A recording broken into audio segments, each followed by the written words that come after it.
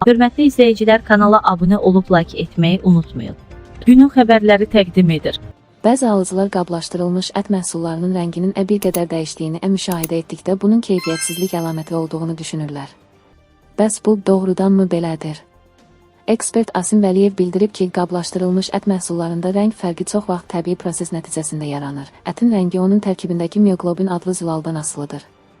Mioglobin oksigenlə təmasda olanda ətin üz hissəsi qırmızı, daha az oksigenlə təmasda olanda isə tünd qırmızı və ya açıq qəhvəyi çalarda olur.